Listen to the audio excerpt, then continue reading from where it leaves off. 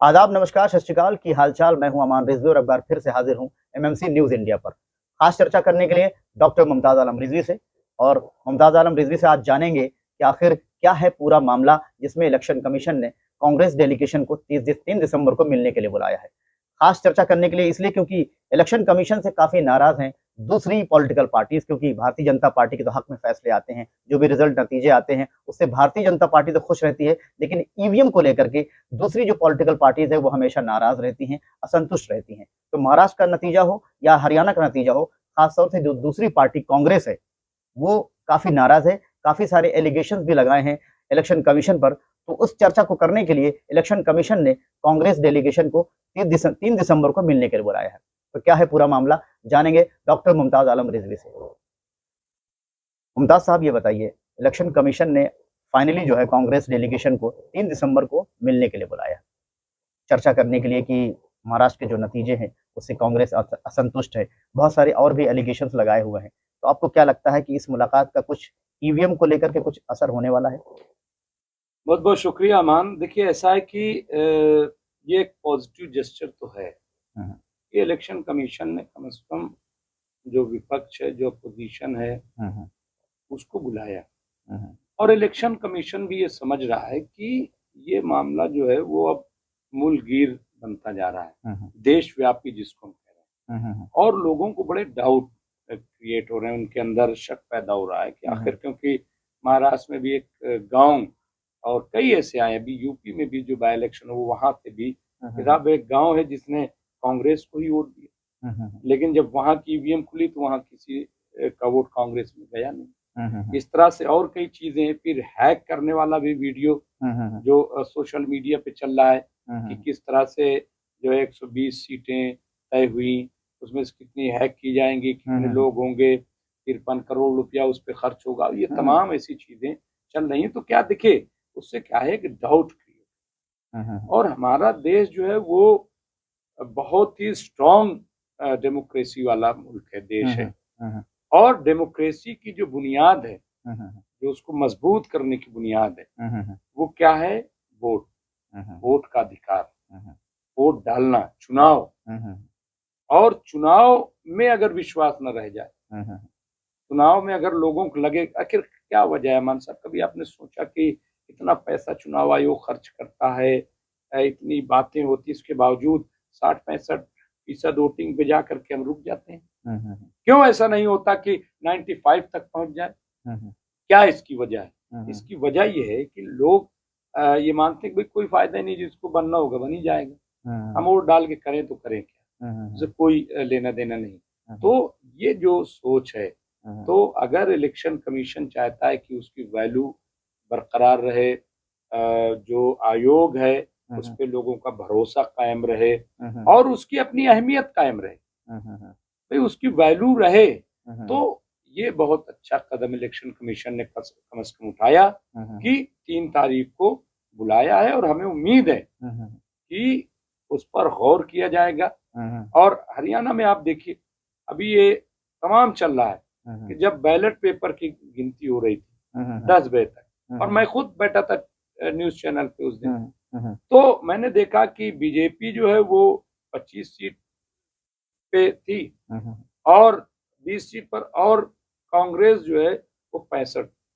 और उसके बाद जब ईवीएम से शुरू हुआ तो उसके बाद तीसरे चौथे राउंड में जो बीजेपी 65 पे जाके टीवी चैनलों ने फिक्स कर दिया 60-65 पे, और वो फिक्स हो गया। मतलब इधर ना उधर, मतलब ये ऐसे कैसे हो सकता है? मतलब ये आज देखिए, हम ये नहीं कह रहे हैं चुनाव में कुछ भी हो सकता है, लेकिन ये एक डाउट लोगों के अंदर पैदा हो रहा है। और इसीलिए आप देखिए कि बड़े पैमाने पर लोग मूवमेंट चला रहे हैं, लोग तहरीक अब चलाने मजबूर हो गए हैं। आज जब हम आपसे बात कर रहे हैं, किसान सड़कों पे उतरे हुए हैं, आंदोलन कर रहे हैं। और फिर ये भी सवाल उठता है जिस पर गौर करना चाहिए कि पूरी दुनिया में जो डेवलप कंट्री है वहां पे अब बैलेट पेपर से चुनाव हो रहे हैं हमारे। तो इसलिए देखिए, जब 5 साल हम सरकार देने जा रहे हैं किसी को, लोग घंटों घंटों लाइन लगा के वोट करते हैं, ठीक है, गवर्नमेंट जो है छुट्टी देती है उसके लिए कि आप वोट कीजिए। जब इतना सब कुछ होता है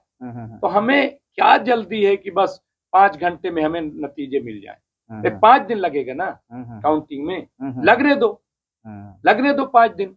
मेरे बचपन में मुझे याद है जब काउंटिंग हुआ करती थी, उस वक्त में कई दिन तक काउंटिंग चलती थी, बीच बीच में कुछ अच्छी अच्छी क्लासिक फिल्में चलती रहती थी, काउंटिंग चलती थी। आपने देखा होगा नेशनल टेलीविजन पे ऐसा इस तरह काउंटिंग आती थी। काउंटिंग मेरे ख्याल से अगर सही मायने में सही काउंटिंग अगर हो रही है, ईमानदारी से काउंटिंग हो रही है, 5 दिन के बजाय 10 दिन लग जाए। नहीं, मैं बैलेट पेपर बात कर रहा हूँ, चूंकि ईवीएम से तो जल्दी होती है। जी जी जी, बैलेट पेपर में गिना जाता है, छटनी होती है, उसमें एक लॉन्ग प्रोसेस है, तो होने दें। भाई हम कह रहे हैं कि अगर 5 साल की सरकार और डेमोक्रेसी, जमहूरियत, लोकतंत्र के लिए फायदेमंद है, तो हम कह रहे हैं कि 5-10 दिन लगता है तो लगे, लेकिन बैलेट पेपर अगर वाकई लग रहा है और जैसा कि मुझे दिखाई दे रहा है कि लोगों का विश्वास मशीन से उठता जा रहा है, तो इलेक्शन कमीशन जब 3 तारीख को बात करे तो इस पर जरूर गौर करे कि भले ही सही है, ईवीएम हम मान लेते हैं, कई बार हमें लगता है कि भाई इसमें सच्चाई भी हो सकती है, क्योंकि 2014 में आपको पता है पहली बार किसने आवाज उठाई थी? लाल कृष्ण आडवाणी ने 2009 में, वो कोर्ट तक गए थे इस मामले को लेकर के। तो और ये इल्जाम लगाया था कि साहब, अच्छा मुझे भी, मैं आपको बताऊं, 2009 में मेरी भी ड्यूटी लगी थी। मैं नई दिल्ली में काउंटिंग पे था, ईटीवी के लिए काम कर रहा था। तो मैं अभी देख रहा था कि 8-10 राउंड ही सेंट्रल दिल्ली में हुई, लेकिन चांदनी चौक में कपिल सिब्बल जो है वो 2.5 लाख वोट से जीत गए। कपिल सिब्बल उस वक्त जो है साइंस एंड टेक्नोलॉजी मिनिस्टर थे। तो मुझे ऐसा फील हुआ कि क्या ये मशीन में कुछ हो रहा है क्या? क्योंकि देखिए, कोई ईवीएम लाया कौन? कांग्रेस लाई है, और सबसे पहले खिलाफ इसके खड़ा कौन हुआ? बीजेपी खड़ी हुई, लाल कृष्ण आडवाणी खड़े हुए। तो डाउट शुरू से, ऐसा नहीं कि ये अभी मोदी के दौर में ये डाउट है। फिर 14 में तो कांग्रेस की सरकार थी, यूपीए की सरकार थी, फिर इतने बड़े पैमाने बीजेपी कैसे जीत गई अगर ईवीएम में धांधली है? एक सवाल है, देखो सवाल है, भाई इनके कंट्रोल में थी ना सरकार, किसने फिर कर लिया? या कोई बाहरी मशीन? कांग्रेस का ये कहना है कि महाराष्ट्र के जो नतीजे आए, वो 5 बजे जो काउंटिंग में जो परसेंटेज था वोटिंग का, वो 51% था। रात को 11:30 बजे वो 65% कैसे हो गया? अगर 5 बजे वोटिंग खत्म होती है, जो परसेंटेज है वो 51% है। रात को 11:30 बजे इलेक्शन कमीशन की तरफ से ये आता है कि महाराष्ट्र में जो वोटिंग का परसेंटेज है वो 65% है। ये जो बदलाव हो रहा है सडनली, कई बार ऐसा हुआ है। मैं आपको 14 का भी बता दूं, देखिए हो सकता है कोई और भी कंट्रोल कर रहा हो, कई बार इस पे तरह तरह की बातें होती हैं और अलग मशीनरी होती है। देखिए, जब पहली बार नरेंद्र मोदी जी जीते बनारस, ठीक है, तो टाइम्स ऑफ इंडिया ने, बाद में उसको डिलीट किया गया, क्या किया गया मुझे नहीं पता, लेकिन उसमें ये पूरा दिया गया रिकॉर्ड कि भाई जितना वोट नहीं पड़ा उससे ज्यादा काउंटिंग हो गई, 2-3 लाख का फर्क हो गया। ये कैसे, ऐसा कैसे हो गया? तो ये डाउट जो है, मैं कह रहा हूँ कि हो रहा है। तो ये एक अच्छा कदम है जो इलेक्शन कमीशन ने उठाया है। ये तो लेकिन जो इलेक्शन कमीशन ने सिर्फ और सिर्फ कांग्रेस को ही बुलाया हुआ है, कांग्रेस का ही डेलीगेशन जाएगा मिलने के लिए।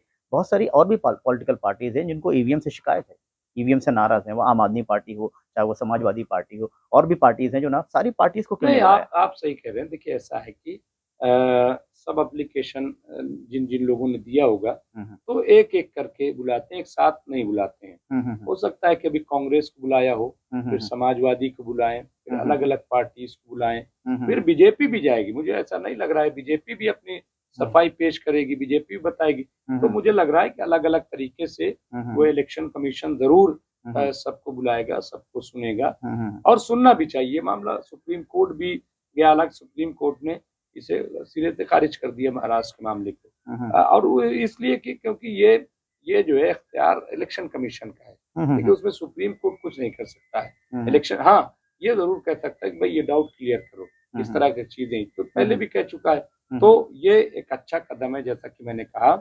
अब कांग्रेस वहां पे क्या तैयारी करके जाती है, नहीं जाती, होमवर्क करके जाती है, नहीं जाती, क्योंकि कांग्रेस पे भी तो बहुत बड़े सवाल उठ जाते हैं। नहीं, कांग्रेस तो अभी राहुल गांधी की जो भारत जोड़ो यात्रा है, जिसका सीजन 3 जो है बहुत जल्द आने वाला है एक तरह से, उसमें मैंने सुना है कि राहुल गांधी इस बार जो है पूरा जो भारत जोड़ो यात्रा है वो इलेक्शन कमीशन यानी कि ईवीएम के खिलाफ ही पूरी यात्रा शुरू करने वाले हैं। देखिए ऐसा है कि कांग्रेस का मामला बिल्कुल अलग है। हम्म, कांग्रेस जो है वो पार्ट टाइम ये सब काम करती है, हम्म, पार्ट टाइम पॉलिटिक्स कई बार लगता है। हम्म, भाई आपने आज से 10 साल पहले, हम्म, 7-8 साल पहले राजस्थान जयपुर में एक अधिवेशन किया, कांग्रेस का अधिवेशन।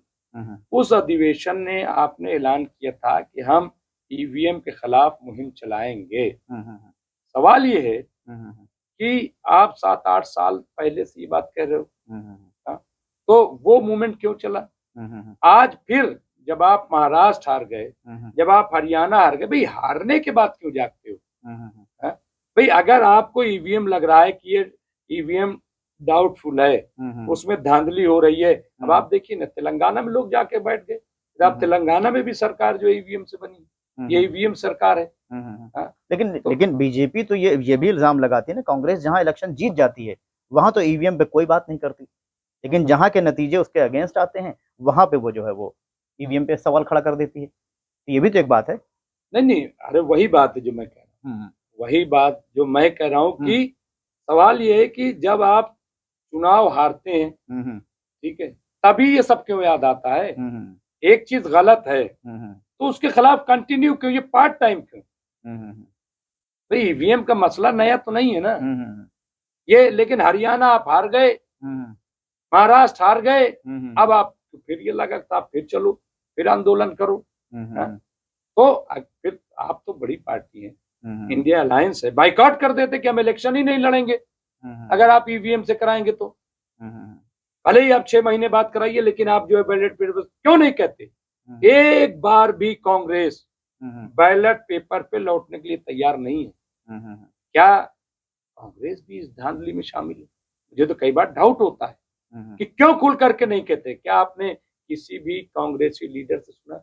राहुल गांधी ने क्या एक बार भी ये कहा कि चुनाव बैलेट पेपर से हो? कहा नहीं, कहा मेरे ख्याल से। तो एक बार कम से कम खुल के कहे तो, और बाइकआउट तो करे कि हम इलेक्शन ही नहीं लड़। आज ये ऐलान कर दें कि हम लोकसभा के इलेक्शन 2029 में ईवीएम से नहीं चुनाव लड़ेंगे, आप जो है बैलेट पेपर से करवाने की तैयारी कीजिए। ये 3 तारीख को जा करके इलेक्शन कमीशन में कांग्रेस कहे, और अगर नहीं कहती तो मुझे नहीं लग रहा है कि फिर ये कोई ऐसी बात है, ये तो बस अपनी खींच मिटाने के लिए साहब चलो कुछ किया जाए। और यात्रा यात्रा यात्रा, भाई ऐसा है कि ठीक है आप खूब यात्रा कीजिए, लेकिन प्रॉपर कीजिए, पार्ट टाइम में मत कीजिए। बहुत शुक्रिया मुमताज आलम रिजवी साहब। नतीजे जो भी होंगे मीटिंग के, जो भी कांग्रेस डेलीगेशन मुलाकात करेगी इलेक्शन कमीशन से, फैसला वहां से क्या आता है, क्या इल्जामात हैं, इल्जामात को जो सफाई है वो इलेक्शन कमीशन क्या देती है, ये तो 3 दिसंबर को पता चलेगा। देखते रहिए एमएमसी न्यूज़ इंडिया। बहुत जल्द हाजिर होते हैं किसी और खबर के साथ। तब तक के लिए खुदा हाफिज।